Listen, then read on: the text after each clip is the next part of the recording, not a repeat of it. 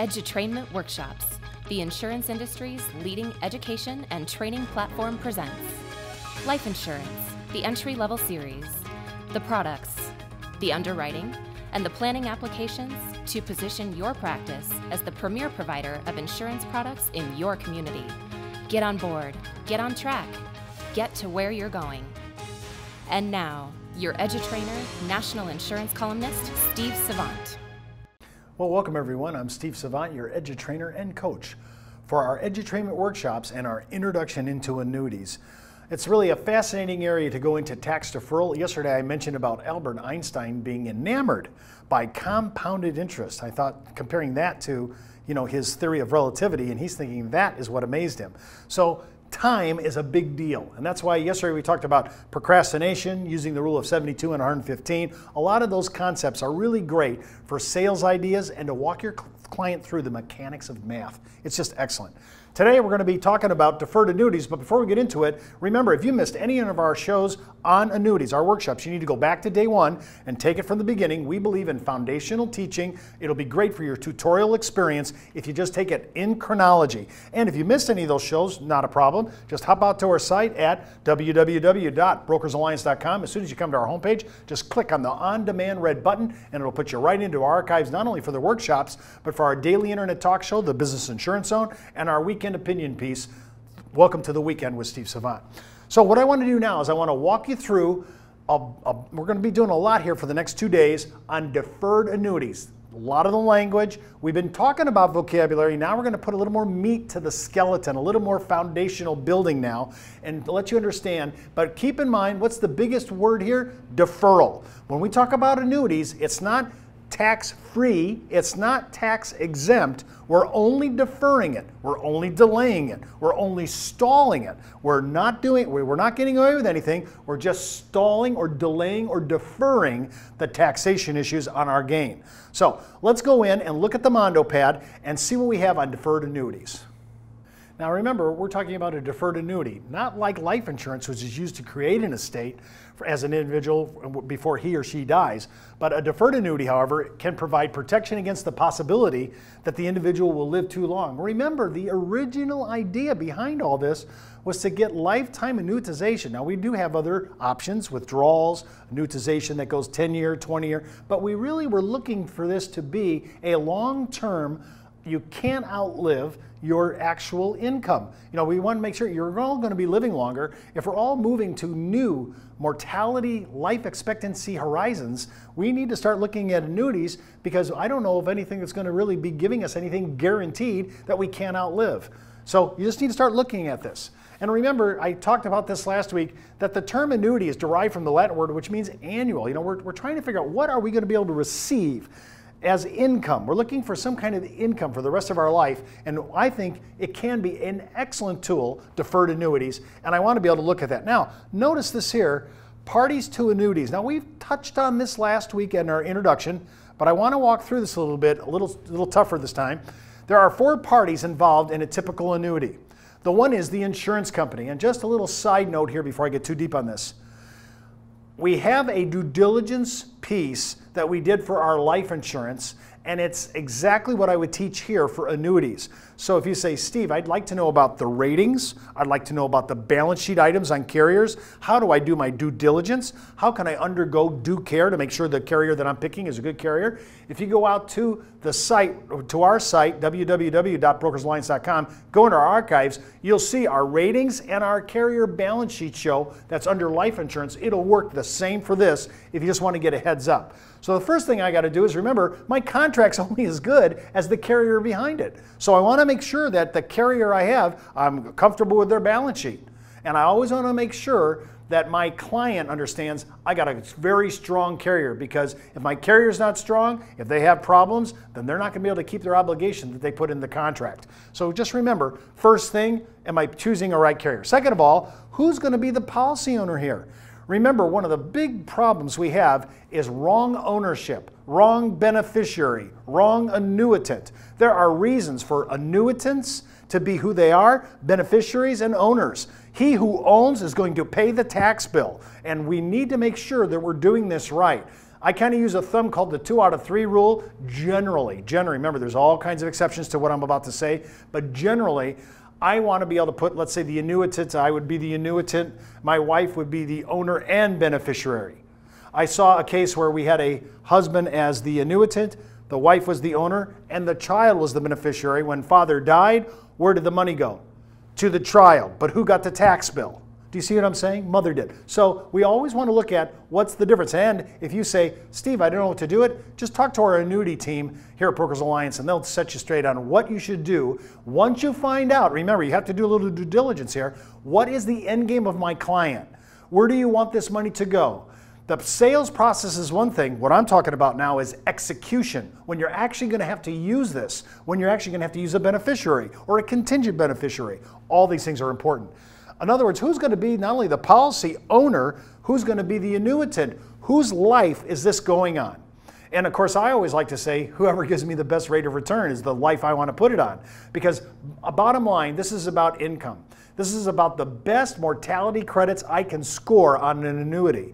So many times, even though I already probably know what the answer is going to be, I run them for both clients and in joint. I try to do everything I possibly can to show all the options in one fell swoop so they can understand what they're getting and have alternatives. I have found that if you actually give a client 3 to 4 different ideas and alternatives, even though I already know the obvious answer, it's a good learning process for them and it educates the client. And remember, they'll have, because of that, they'll have good policy ownership experience.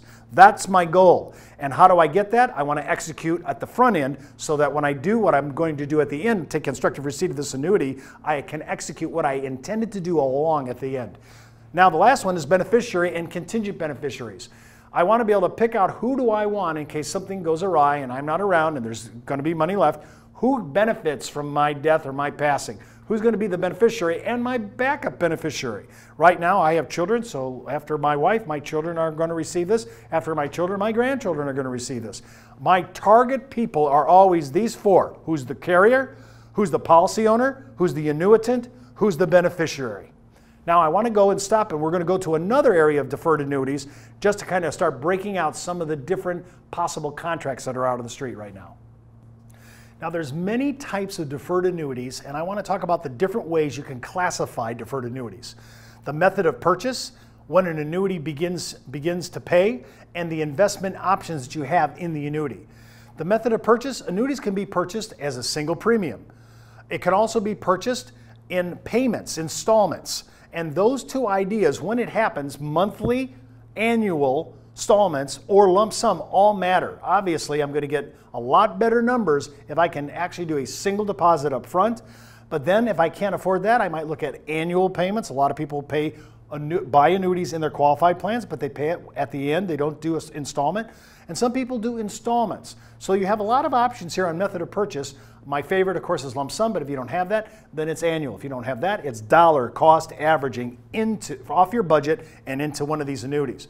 Also, when an annuity payment begins, when is the payment? When are you looking for this? Well, maybe a lot of our, especially qualified, they're looking at retirement. So it's going to maybe be 65, age 70 if you're younger. And those payments are under a deferred annuity typically begin in some future time that we mark to mark. And I've just done that as far as age 65.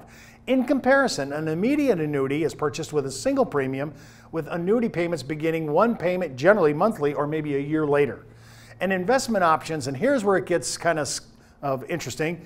There are several investment options, and when I say this, the next thing out of my mouth is I want to do a tolerance test, a risk tolerance test for my client before I say, should I go fixed interest deferred annuity? Should I do indexing deferred annuity or a variable annuity? I want to look at all of these in light of one thing for sure, and that is my client's risk tolerance. And we have a great little battery of questionnaires that determine for us and the client to walk through their kind of like, for lack of a better word, psychological profile on investing.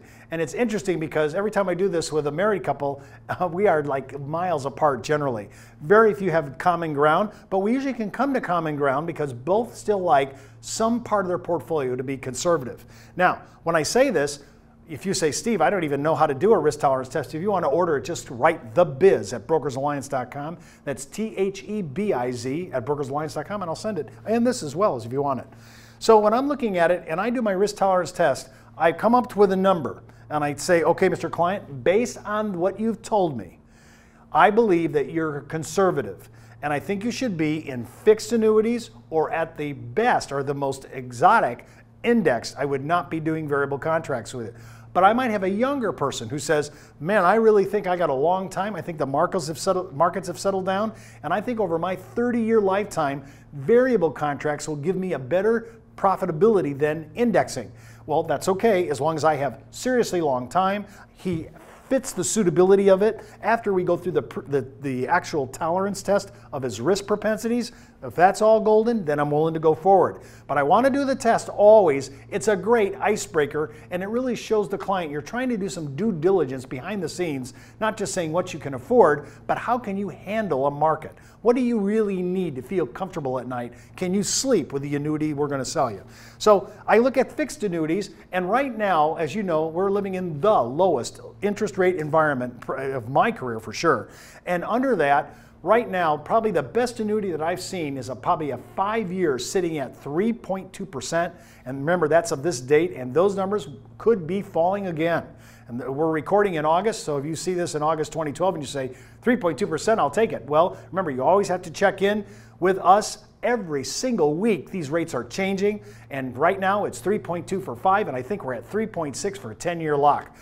Steve's little side note, I would not be doing a 10-year lock. Hopefully that we're going to get some kind of increase in interest rates, and I'm going to be locked down for 40 basis points between 5 and 10 years from 3.2 to 3.6.